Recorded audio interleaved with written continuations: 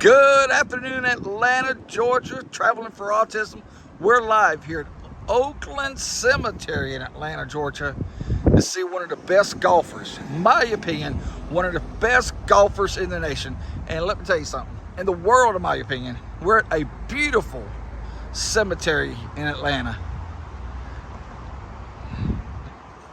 It's one of the best looking cemeteries we've been to. And we're not here just to see any golfer. A golfer that had the interstate named after him bypass in Augusta, Georgia, home of the Augusta Nationals, Bobby Jones Expressway. And I'm with my sidekick as always, Miss Beautiful Janet. Hello everybody. We're here at Atlanta, Georgia, Oakland Cemetery. We're gonna go over here and see the gravesite and grave of the legendary Mr. Bobby Jones. So let's go over here. I'm going to show you the grave, and Miss Janet, she knows the history of just about anybody and everybody that I cover, and she's going to tell you a little bit about him and Mr. Bobby Jones's life and his story. They got his family here. Carla Jones Black, his daughter, right there. Mary Malone Jones, his beautiful wife, born July 24th, 1902 to May the 23rd, 1975. So she died almost 3.5, 4 years after Bobby did. Then we got Robert Tyree Jones Jr. Bobby Jones, March 17th, 1902. He left this world December the 18th. Tell us a little bit about Bobby's history in his life. Bobby started out as a child prodigy with regards to golf. He started doing tournaments when he was about 6 years old. When he was 14, he made it to the third round of a U.S. amateur tournament, and at 16 captured his first title when he won the Georgia State Amateur title. During his adult years, he was known as a Southern gentleman, but he was also known for his temper. He during competitions, he would get really angry and start throwing things, and foul language. Just couldn't control himself while he was on the golf course, and generally just embarrassed himself and his family. He was from a very well-known, wealthy family, but because of his prowess as a golfer, he went into that portion of his life. There's a story online from when he appeared in the 60s in Augusta that he was arrested.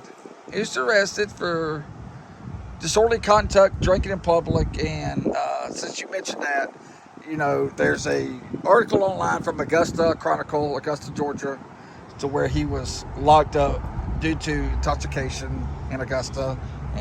What else you got for her? He was able to overcome that, even though still during tournaments he would still have like a stress reaction to competition, and that really kind of contributed to his early retirement, because he really didn't stay in the golfing world that long. He won the Southern Amateur competition in 1917, 1920, and 1922, but during World War I, he started doing golfing exhibitions for soldiers, and in 1920 won his first U.S. Open. His first major title came in 1923 when he won the U.S. Open playing against Bobby Cruikshank, and began his 7-year dominance of the game that saw him capture 13 majors in 20 attempts, while 5 attempts representing the United States in what's known as the Walker Cup. He repeated his U.S. Open victory in 1926 on up through 1930 with various titles throughout that time. In 1930, he captured his only British amateur title. He never really went pro. He played, while he was playing golf, he earned his degree in engineering from Georgia Tech and literature, went to Harvard, and passed the Georgia bar, and became a lawyer and joined his father's legal practice. During that time, he also was designing his own golf course, and that's when, after he retired from golfing, he partnered with an investment banker and bought a plot of land in Augusta, and what became known as the Augusta National Golf Club in 1993, and was inaugurated into the Masters tournament in 1934.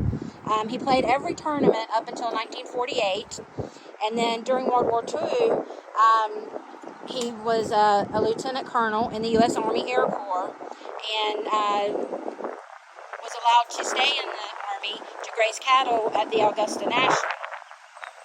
After the war ended, he stayed active in business and continued to play golf, but by 1948, he was starting to have back pain and pretty much had to retire from golfing and playing. He died in 1974 after...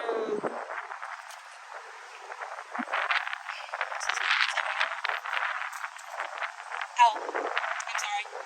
He was elected into the World Golf Hall of Fame in 1974. He died in 1971 after he had become overcome with a lung condition, and he is forever remembered as the greatest in golf history. But that is what most of people remember. He had business ties. He had a family. He was very well known in the business community, but he was mostly known for his golfing prowess and his abilities with the golf club and teaching, and just being a mentor to other people, as well as designing what's known as the Augusta National Golf Course. So that's pretty much the story about Bobby Jones. And thank you for watching. We appreciate it. If you like us, click our subscribe, like our channel, follow us. This is Traveling with Autism. Thank you, and we'll talk to you later.